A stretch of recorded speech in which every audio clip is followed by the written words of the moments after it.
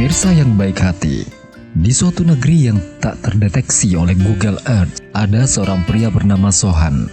Dia bisa dibilang hartawan, punya ratusan hewan peliharaan dari sapi sampai kambing hutan. Uangnya pun miliaran. Wajahnya cukup menawan, membuat tergila-gila banyak perempuan. Tapi wataknya angkuh tak terkirakan. Orang sering direndahkan, merasa paling dimuliakan, paling jagoan, paling banyak teman, merasa paling luas pergaulan, dan merasa paling pintar dari ilmuwan. Sementara itu di daerah yang sama, ada seorang pria lain yang watak dan kehidupannya sangat berseberangan dengan Sohan. Dia bernama Farhan, hidupnya serba pas-pasan, kerja sebulan hasilnya habis sepekan. Kadang bekerja sebagai tenaga upahan, dari menggarap lahan sampai menebang kayu di hutan. Kadang juga menjaring ikan.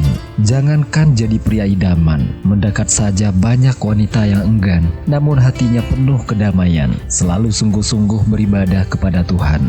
Kau seperti orang membaca puisi saja. Ngapa salahnya jika cerita ini disuguhkan dengan begitu unik, ha? Hei, aku tidak berbicara denganmu. Aku juga tidak menjawab perkataanmu. Tapi antara perkataanku dan perkataanmu sangat sinkron dan punya hubungan yang sangat erat. Jika punya hubungannya erat, kenapa tidak dinikahkan saja? Siapa yang mau dinikahkan? Entahlah, memangnya ada yang mau nikah. Kau selalu menyebalkan, membuat orang emosi saja. Cukup, hobi kalian selalu bertengkar.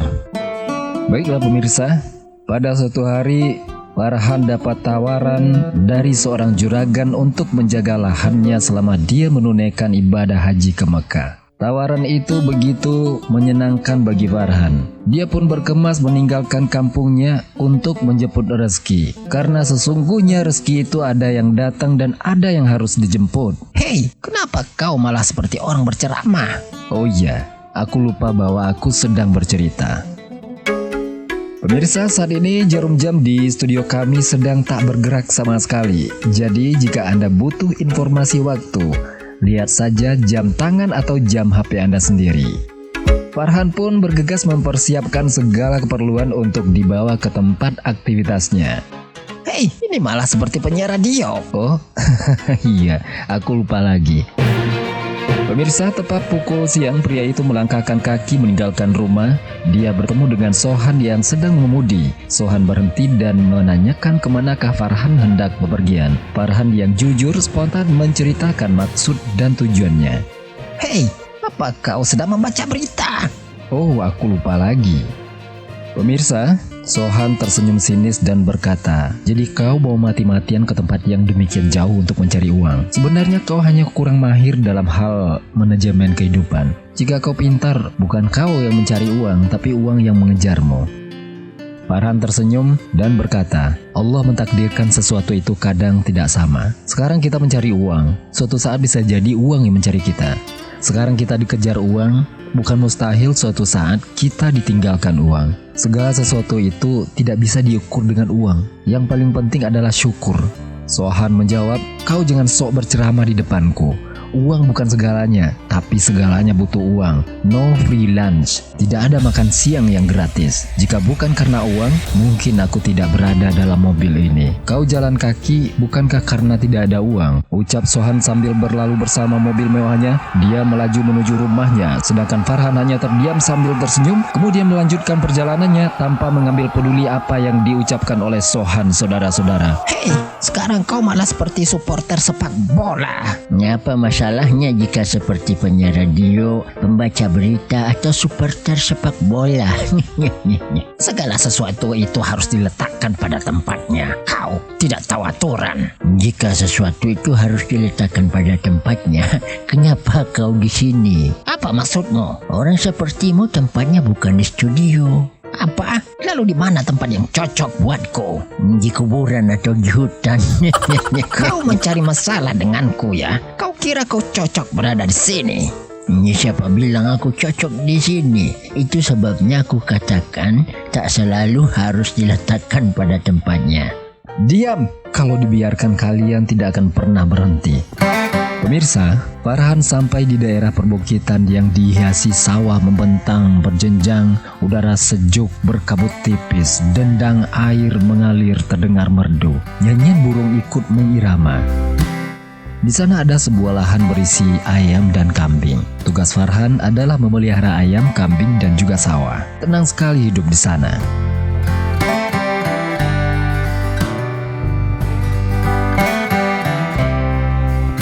Satu minggu sudah berlalu. Kita tengok si Sohan yang hendak menuju pulang dari suatu tempat di luar kota. Biasa, urusan bisnis. Dia melewati jalan yang sunyi. Dalam suasana seperti itu, hal yang paling tidak diinginkan pengemudi adalah mobilnya rusak atau kehabisan bahan bakar. Semoga Anda yang saat ini dalam perjalanan selamat sampai di tujuan dan tidak mengalami peristiwa seperti yang dialami Sohan, yaitu kendaraannya mogok. Dia yang sok tahu soal mesin tak mampu memperbaiki mobilnya.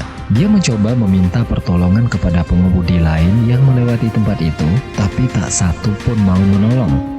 Sohan mengeluarkan HP dari kantongnya. Ternyata pulsa banyak, sinyal tiada.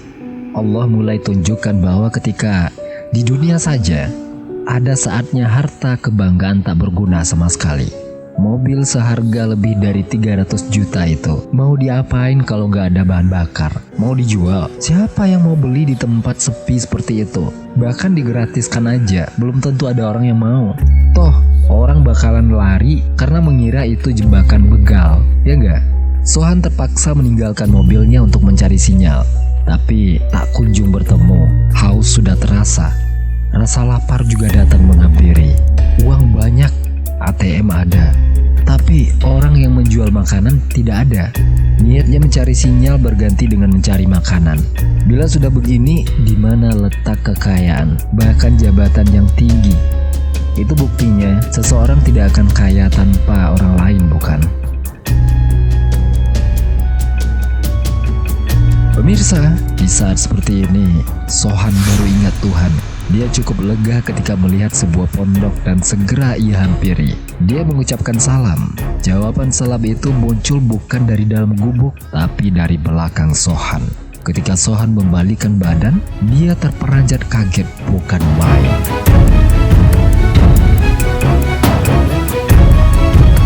Apakah itu nenek sihir atau hantu? Bukan, tapi Sohan nyasar ke tempat Farhan. Sohan pun menceritakan semua yang dia alami dan meminta bantuan Farhan. Farhan menjawab dengan tenang. Segala sesuatu itu butuh uang, no free lunch. Tidak ada makan siang yang gratis. Farhan mengingatkan kata-kata yang pernah Sohan lontarkan. Sohan membujuknya, dia akan memberikan uang yang banyak. Namun Farhan mengaku tidak butuh uang. Sohan marah dan memaki-maki. Dia mencap Farhan adalah orang yang sombong. Farhan cuma menjawab, apakah tidak mau menolong orang yang tidak pernah menolong adalah suatu kesombongan. Selama ini kau merendahkan orang dengan hartamu. Tapi sekarang, saat ini siapa di antara kita yang miskin?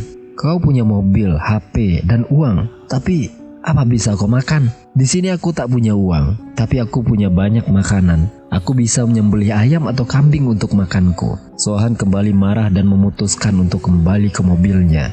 Tapi Farhan berkata, apa kau yakin bisa kembali ke mobilmu dengan aman? Ini sudah hampir maghrib. Di jalan dekat rumpun bambu sana, sering ada penampakan. Dan setelah persimpangan, jika maghrib sampai malam, ada tempat perlintasan bunian. Sebelum jalan utama ada pohon beringin. Di sana sering berkeliaran cindaku. Silakan pergi, semoga selamat. Tapi di kawasan tempat mobilmu rusak juga banyak begal dan orang misterius yang menyandang rantai dan gergaji besar yang melintas hampir setiap malam. Mendengar penuturan itu, Sohan mengurungkan niatnya. Dia melunak dan kembali membujuk agar Farhan mau membantunya. Farhan berkata, tapi sebelumnya tolong bantu aku memberi makan ayam dan kambing-kambingku. Sohan terpaksa melakukannya. Setelah itu dia diberi makan seadanya. Setelah makan, Farhan berkata, kau tentu tidak terbiasa makan dengan daun singkong, sambalado terasi, dan goreng ikan itu. Tapi di saat seperti ini, apapun yang bisa dimakan sangat berharga. Aku bukan balas dendam dan tidak membencimu sama sekali. melainkan sedikit mengajakmu berpikir dan mengambil kesimpulan bahwa ada saatnya harta tidak berguna di dunia ini, apalagi di akhirat kelak, dan ada hal-hal tertentu yang tidak bisa kau beli dengan uang. Aku memang miskin, namun jangan kira aku tidak bahagia, karena hidup dengan cara begini merupakan suatu ketenangan batin buatku. Orang ingin kaya bukankah karena ingin bahagia, tapi ternyata kebahagiaan itu tak cuma hadir dalam kehidupan orang kaya. Sohan hanya diam dan akhirnya mengakui semua kesombongannya selama ini.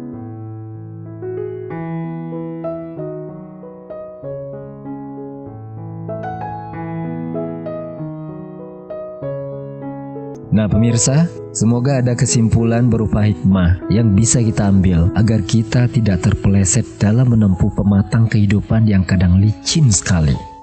Terima kasih dan ikuti kisah-kisah berikutnya. Sampai jumpa.